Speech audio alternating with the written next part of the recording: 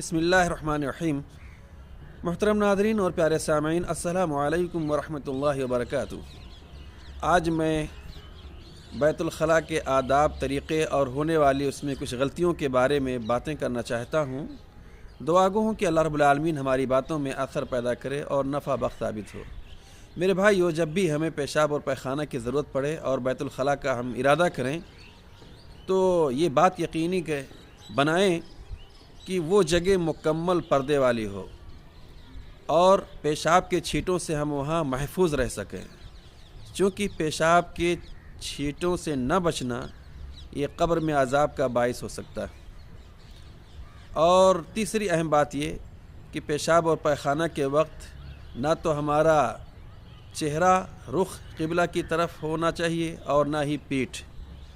और चौथी बात ये कि पेशाब पैखाना के वक्त हमें किसी से कोई गुफ्तगू भी नहीं करनी चाहिए, क्योंकि हदीस के मुताबिक पेशाब पैखाना के वक्त गुफ्तगू करने से अल्लाह रब्बुल आलमीन नाराज़ होता है।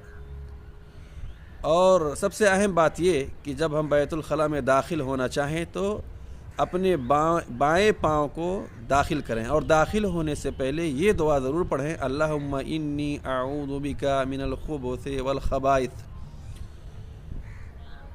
ऐ अल्लाह, मैं तेरी पनाह चाहता हूँ शैतान खबीस मर्द से और खबीस शैतान औरतों से,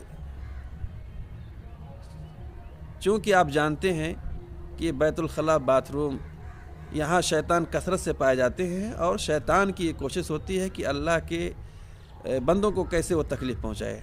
जब ये दुआ पढ़ के हम दाखिल होंगे तो इंशाअल्लाह शैतानी शर से हम महफूज रहेंगे, अल्लाह हमारी हिफाज़त करेगा।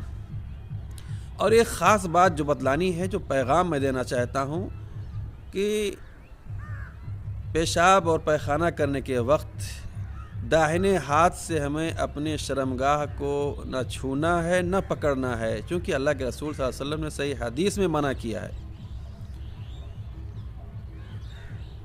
यानी पेशाब करते वक्त अपनी शर्मगाह को दाहिने हाथ से न हम छुएंगे न पकड़ेंगे, और ऐसे ही पेशाब पैखाना से फारिग होने के बाद दाहिने हाथ से हम इस्तिंजा भी नहीं करेंगे, सफाई भी नहीं करेंगे।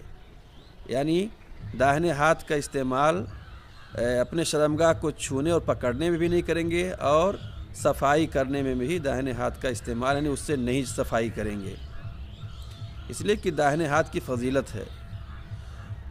जब हम पेशाब और पैखाना से फारिग हो जाएंगे तो अपने दाहिने पाँव को बैतुल खला से बाहर निकालेंगे, बाथरूम से बाहर निकालेंगे और ये दुआ पढ़ेंगे, गुफ़रानका, तेरी बख्शिश का सवाल करता हूँ। मेरे भाइयों, ये चंद आदाब और तरीक़े हैं जिस पर हमें अमल करना चाहिए। इससे हमारी तहारत और पाकीज़गी बेहतर होगी और अल्लाह की इबादत और बंदगी में हमें लुत्फ़ मिलेगा। शैतानी वसवसों और शर से हम महफूज रहेंगे। इस्लाम बड़ा ख़ूबसूरत मज़हब और दीन है, लिहाजा इस्लामी तालीमात पर अमल करके हम अपने अंदर नुमाया खुसूसी और इम्तियाज़ी सिफ़त पैदा करें। अल्लाह से दुआ गो हूँ अल्लाह रब्बुल आलमीन हम सब को कुरान और सुन्नत के मुताबिक ज़िंदगी गुजारने की तौफ़ीक़ अता फ़रमाए। अल्लाह हमें पाकीज़ा ज़िंदगी नसीब करे। अल्लाह हमारी इबादत और बंदगी को कबूल फ़रमाए। अल्लाह हमें कब्र के अज़ाब से महफूज रखे। अल्लाह हमें जहन्नम की आग से बचाए और जन्नतुल फ़िरदौस में हमें दाखिला नसीब फ़रमाए। आमीन। तक़ब्बल या रब्बल आलमीन।